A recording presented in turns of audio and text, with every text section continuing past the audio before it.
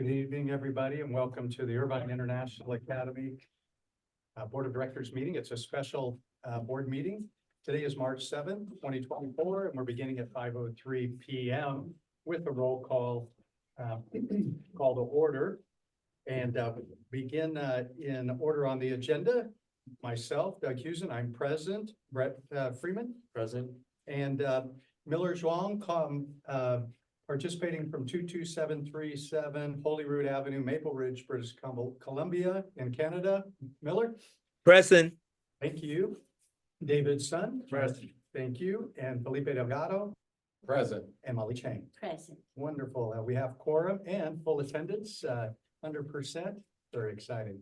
We don't anticipate a long meeting, but I'll invite a member to lead us in a pledge of allegiance.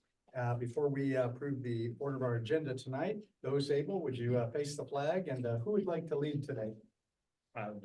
Would you please? Thank you. And when you're ready, just give us a ready begin and we'll follow your lead. Ready? Go.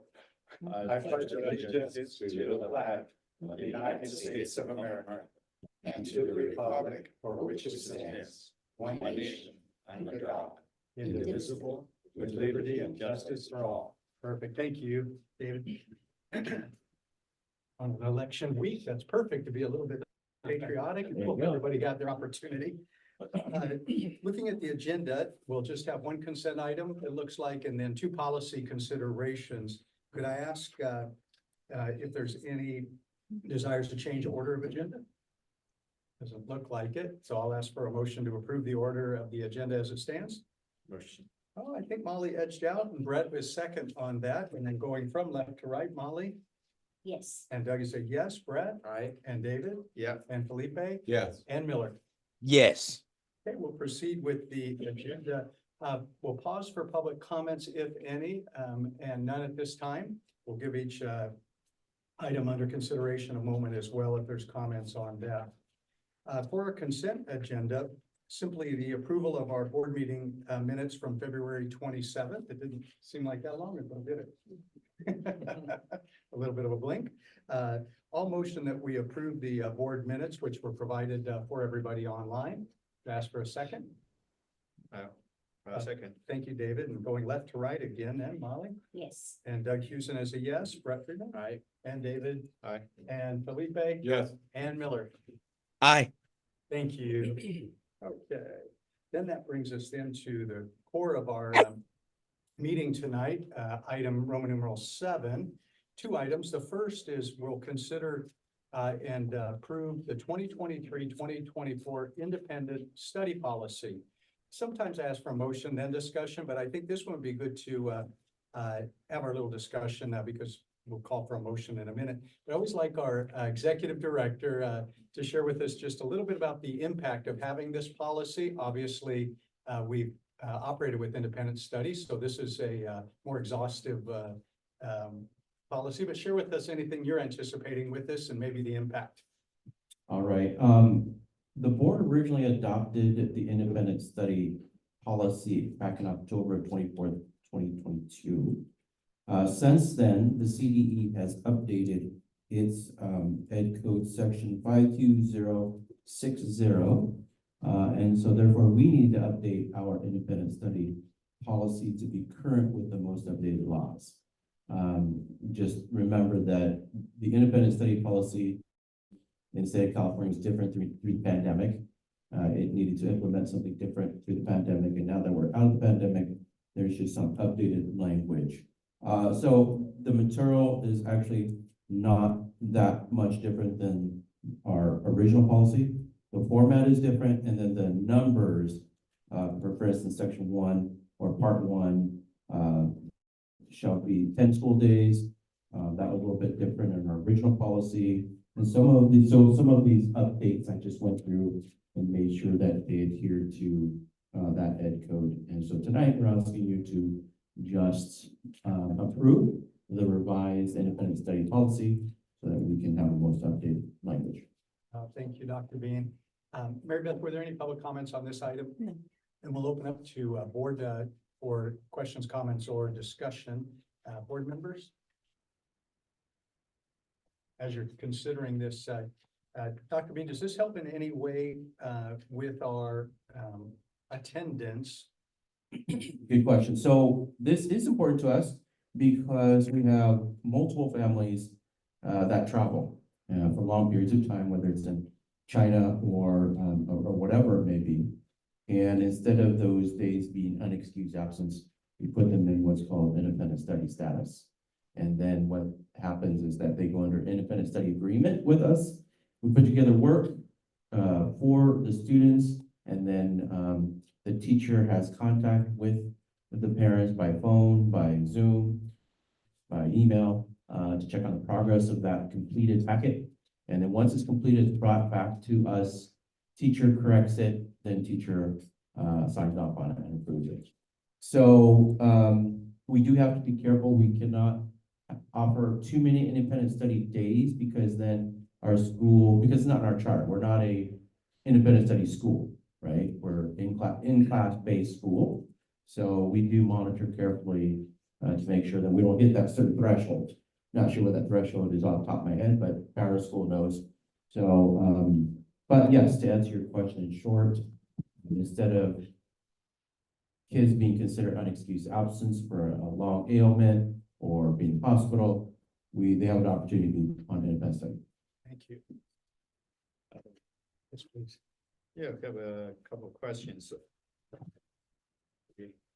So who determines the program for this international studies?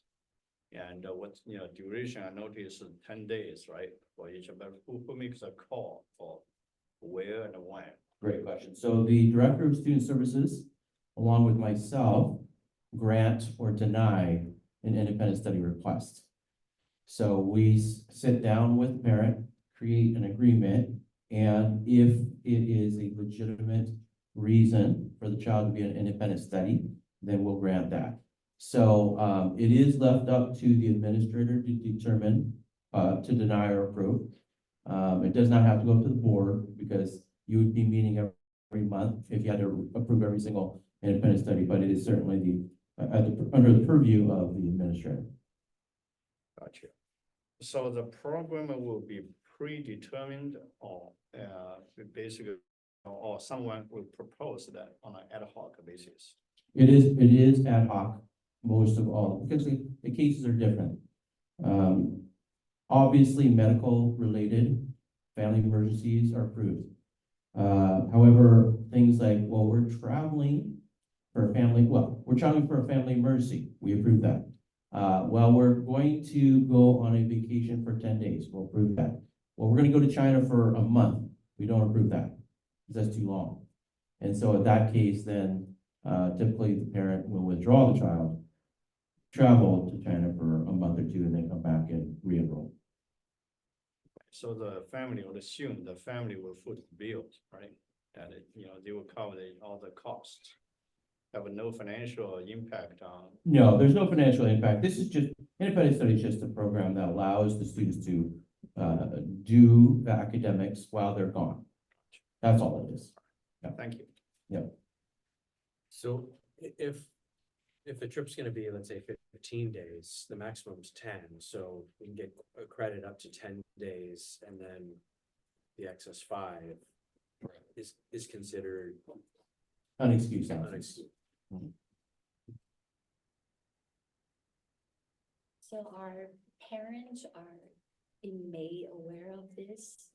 Yes, so it's on the website, it's also posted in the lobby. So when we update this, we will submit the updated policy on our website. And it's also in the family handbook. And we'll have to update that for next year as well, but this immediately goes on the website and goes on the bulletin board. I have a question. It seems that since you've come on board, we're proactive with policies and policy changes without too much detail. How do you manage it? Have you developed a system internally for that? I'm grateful for it. Good question. I think we just purchased a software that will help us organize board policies, LCAP, things like that. Great. Well, you've been doing a great job, and this is evidence of it, so thank you. Any other board discussion, Miller, from online or others? Yeah, I really like this approach and then allow more flexibility and then also student always learning. Family that, don't be hesitate that, taking extra time to learn on the road. So yeah, thank you, Dr. Bean. Right, please. So Dr. Bean, on that point about the software, so is there a way to connect the software to a database, let's say used by OCDE, or somewhere where we can make sure that any changes to laws were automatically notified so that we can make any necessary updates like we're doing now? Well, the two platforms do not communicate with each other. However, when we create a policy and let's say we start filing it in this software, then what will happen is that when OCD asks for it in their platform called Epicenter, it'll be easier for Mary Beth to find it, locate that policy, and then upload it. But how do we track their changes? Good question. They just let us know. And that so OCDE has bulletins that are sent out all the time. So does CDE. And if we miss a bulletin or we miss an update, then OCDE will be kind enough to let us know, hey, where are you with this? Have you updated this? And that's actually how we found out about the independent study. I'm just wondering if there's a way to find out about that in advance. Well, there's so many laws that come out of the state that, that's why the Department of Education at a state level and county level exists, is to handle all of these changes to the laws and then disseminate that information to districts and schools. Very good. I have a quick one here, Dr. Bean. So I noticed that it says here, if the student fails 3 assignments in the 10 days, am I reading that right? Yeah. That there's a determination whether the independent study continues or is valid. Is that, am I understanding that correctly? Yeah, we monitor though. We have to keep monitoring that because if they're not completing work or they're failing that work, then the independent study is not working. Right. The best instruction would be in person. Right? But this is an extenuating circumstance where we allow instruction to occur off campus. And if they're failing on that, then we have to reevaluate and say, no, independent study is not working. It's not working for them because whatever the issue is, unless it's a medical issue, it appears a medical emergency, then there's something else going on. That's right. And then we evaluate that. Yep. Right. Has we had students fail the independent study? No. Wonderful, great discussion. I'll entertain a motion then to approve the modified Irvine International Independent Study Policy as presented. I make a motion that we accept the policy as presented. Thank you, Felipe, a second, I'll second. and David second. So we'll start on my left. Molly? Yes. And Doug Houston said yes. Brad? Aye. And David? Yeah. And Felipe? Yes. And Miller? Aye. So this will be our new policy. Thank you, Mary Beth, if you'll record those votes. The next topic, item B, under Roman numeral 7, I'll pause just to see if there's any public comments on the board's consideration approval of our 2023-2024 fiscal policy. No.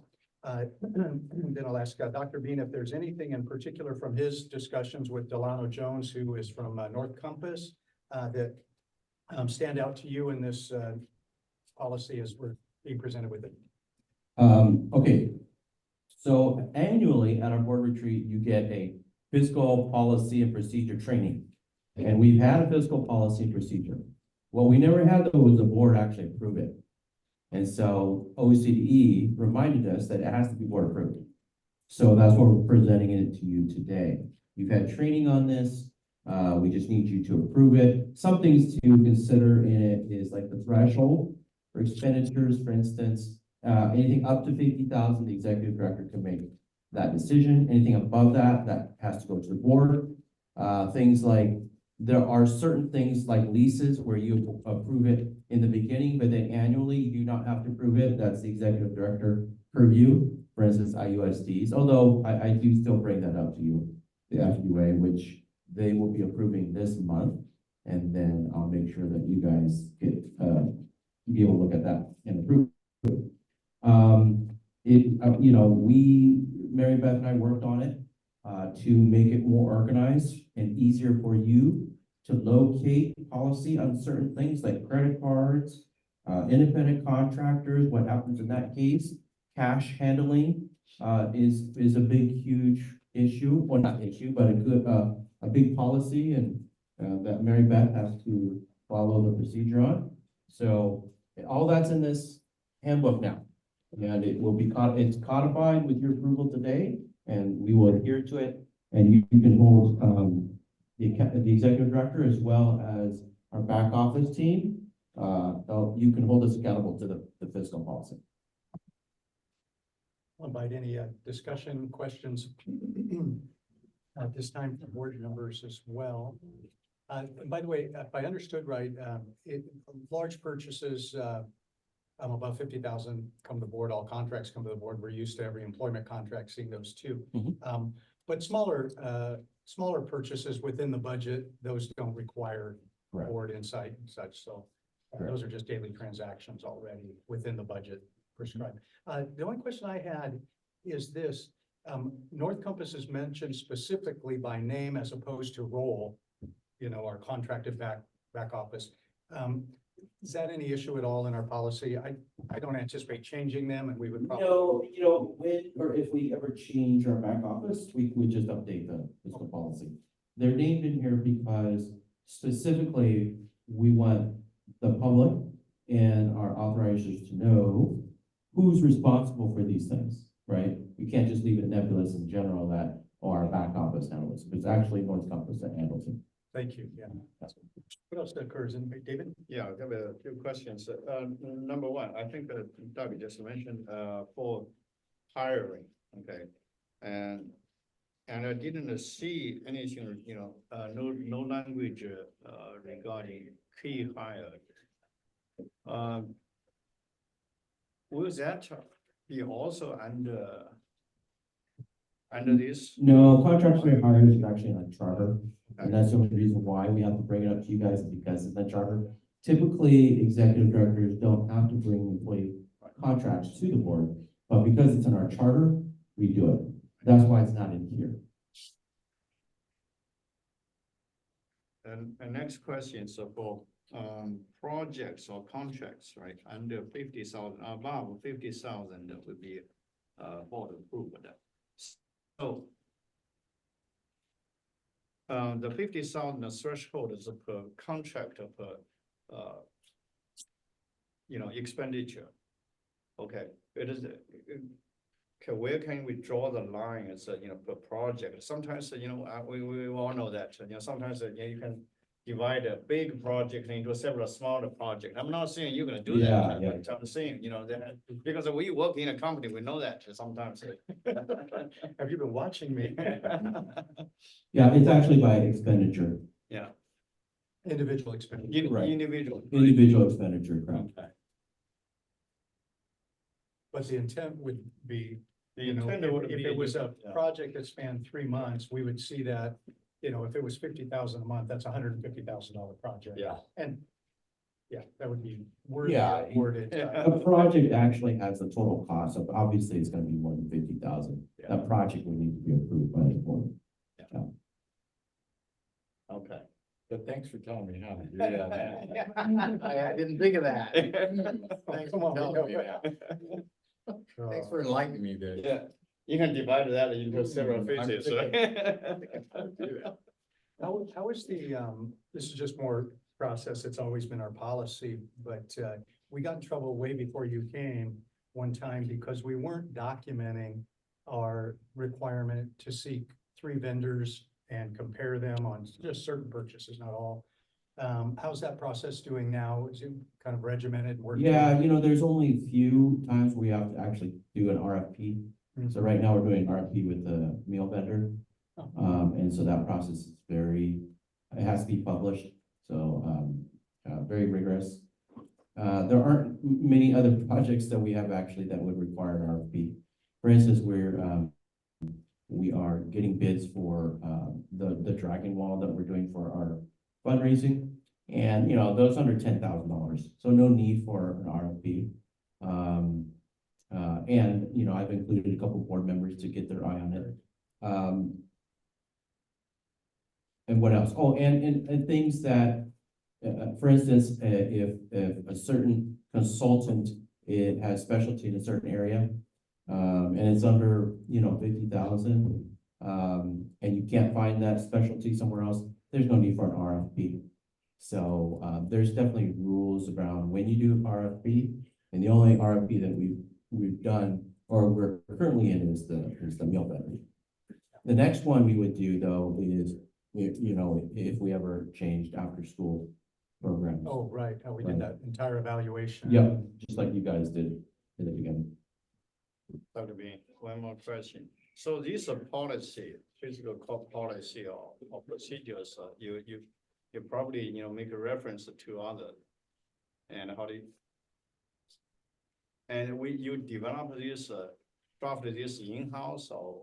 Great question.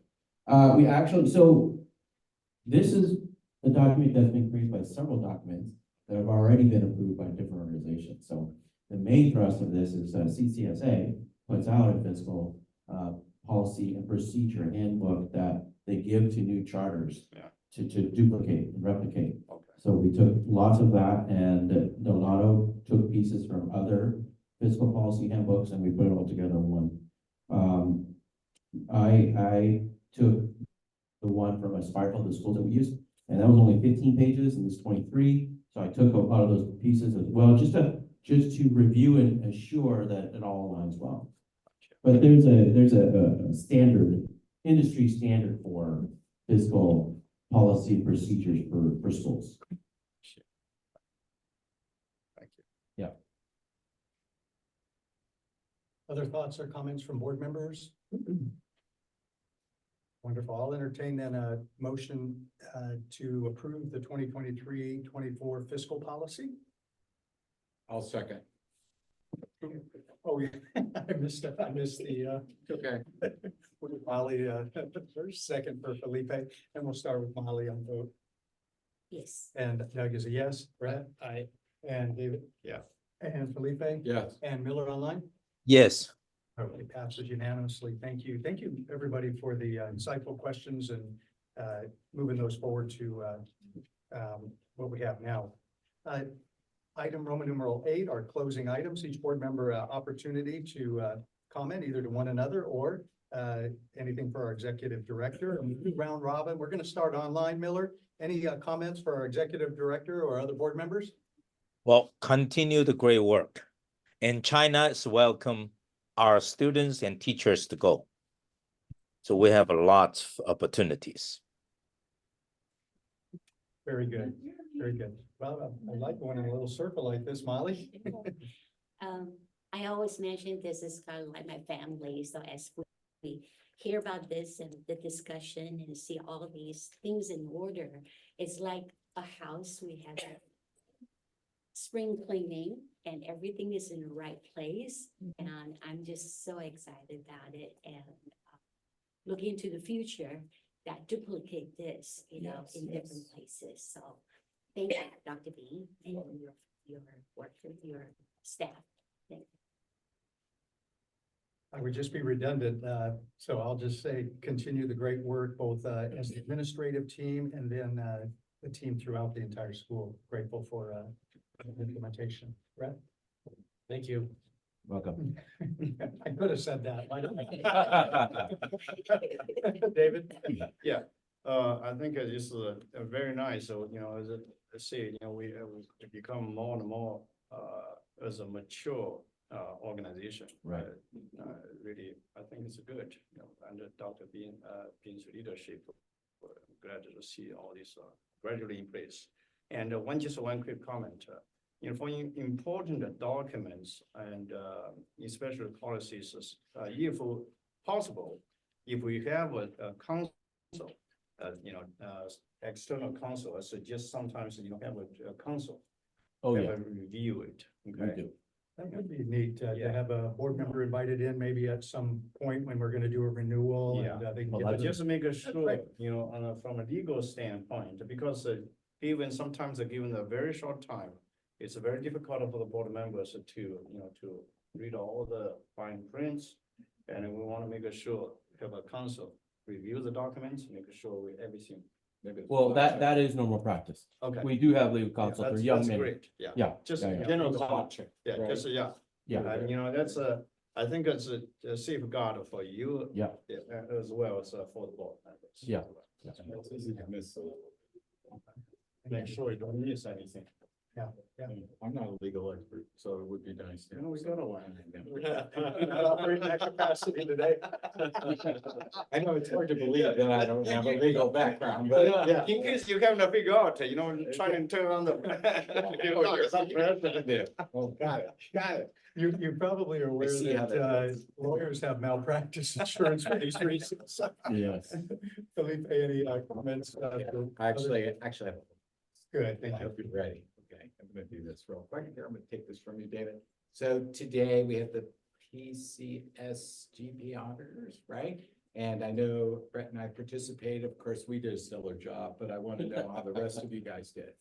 I wasn't here This for is the that grant part. auditor. Just briefly. what- Yeah, yeah. PCSGP, public charter schools, startup grant. They came in to review they came in to review how CDE has supported its sub-grantors, which is us. And so, we answered a lot of questions. Mary Beth, how do you think we did today? You did well. Yeah, we did really well. They were very impressed with the school. And, just like with any review, the teachers were very articulate. They were very excited to speak with teachers and parents. They spent extra time with parents, so they had a great time. Our board members did a really good job today answering questions.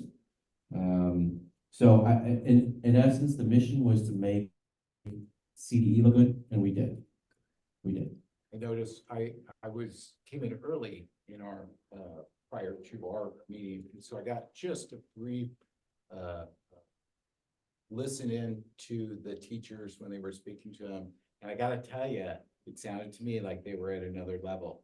Oh, yeah. You our know, teachers it's made- different when I see them in the classroom where they're dealing with the kids, Mhm. all of a sudden, I like to say they're acting like adults Mhm. instead of with the kids, right? They're speaking directly with adults, and I was very impressed Yeah. just in that few minutes that I was in there. Yeah. So that's my opinion, and express that to the board. Also, the accreditation went very well, right? The previous, that was a week ago or Oh, yeah, I did have talked about that. I thought I've talked about that. maybe, before. but I'm just reminding everybody, it did go very. It did, well. it went So it's excellent. top notch. Yeah, So tomorrow, the board is sponsoring a lunch for all the staff here, right? Did you know about that? no, I didn't know about that. Who is? No, Felipe. Well, I The board mentioned the members. board members Oh, are Felipe, that's sponsoring nice. a lunch for the entire staff. As a celebration. Yes. Okay. Here at 11:30, so tomorrow morning. Oh, well, I'm on PTO tomorrow, so, but the rest of the staff will enjoy it. Yeah. Oh, you won't be? Yeah, I'll be on PTO tomorrow. That's okay. I'll let you know how it goes. Yeah, I'll please. let you know how good it was. Enjoy the. Last, Should we let our staff know by email though, not to But bring I anything? thought They're- they've already been announced. Oh, everybody knows except for me. Everybody Got knows it. that. Yeah, that's right. Well, you're not gonna be here anyway. Yeah, it doesn't matter, apparently. What does it matter? Right? The other question I have, I guess it was 2 meetings ago, we talked about the principal. Yeah. Did a rec go out for them? Yeah, we put a posting, so we have already got some hits. Okay, good. And I'll start to form a committee, and the process for that is this. They'll go through several rounds, first with different panels at the school, teachers panels, classified staff panels, parent panels. From there, then they go into the second round of interviews just with the leadership team and myself. And then from there, the third round will be myself and one of you guys to interview the principal. Okay, Yeah. all right. Okay, I just want to know how that's going. And so when is that part gonna happen? Like The interviews? June? Well- Like I'm gonna say the last round here. Oh, no, the last round, it should, well, it depends on how many applicants we have, Okay. right? So we have about 5 right now. And it will depend on first my budget meeting with Delano on Monday. Okay. which we're going to be planning next year's budget. And then, if it's in our budget, which I think it will, because our numbers, even though we're gonna budget 480 kids, we should have close to 500 kids next year. But anyways, if we have 500 kids, it's gonna be great. The interviewing will happen in March and April. Yeah, Okay. and then final round should be sometime in April, and we'll make an offer in May. Yep. So, last thing, just an update on the gala, okay? So things are looking very good. We've got a lot of things lined up, a lot of good entertainment lined up. I don't know if any of you are aware, but we just posted our, the fan dance. I don't know, looking for folks to participate in the fan dance. There will be a fan dance of about 20 students there at the gala presenting. So it's gonna Nice. be fantastic. That's really something. And I'm really working hard to keep some of the adults from participating in the fan dance, because apparently some of our adult parents had done this particular dance before, so they were showing off their skills the other day. So it was very interesting. I noticed also that we just closed one of our fundraising events, right? Oh, yeah. What was that one? What was it called? So, the whole year, we're doing the, Year of the Dragon, campaign, and the students wanted to get involved, so we did a red envelope, Oh, the red envelope. the red envelope student campaign. And so the classes had competition on how many red envelopes that they could contribute to the school. And we raised over 75,000. 75. Yeah, so the students raised about $75,000. That's remarkable, actually. So, and then the class winner was Miss Irvine Dye. They raised over 15,000 just for her class. And she, their class is going to be rewarded with a Get Air trip. So they're gonna go That's to Get Air. good. That's kind of. Yeah. So the reason I mentioned that is I'm very competitive. I like to see the gala raise more than. Yeah, I would too. And I'm looking directly at the board members here to do their part, because we really need that support. And I don't have to remind you, every dollar that gets donated like that goes to to programs within the school that we don't get. Yep. Funding. So please, participate in any way possible. Okay? All right. You can call me. All right. Thank you. All right. Thank you. That's. Miller, did I give you a final, you get the final word before I call for a motion to adjourn. Anything you want to add, Miller? I listen. That's wise. That's so good. I'll invite them. They're gonna approve the meeting minutes? We did earlier. Oh, okay. Yeah. Great. I'll invite then a motion for adjournment. Wait, was there a motion? And I'll second it. And I didn't get on the boards today. Yeah, Molly? Yes. And Doug is a yes. Brett? Aye. David? Yes. And Felipe? Yes. And Miller. Yes. Well, thank everybody for participation and, of course, for our, Orange County Board of, Department of Ed. We are grateful for their support, too. So, thank you, everybody. Thanks. Thank everybody. you. All right. Thank And- you, Mirabel. Bye, Miller. Have a good one. Bye. Yes. Bye.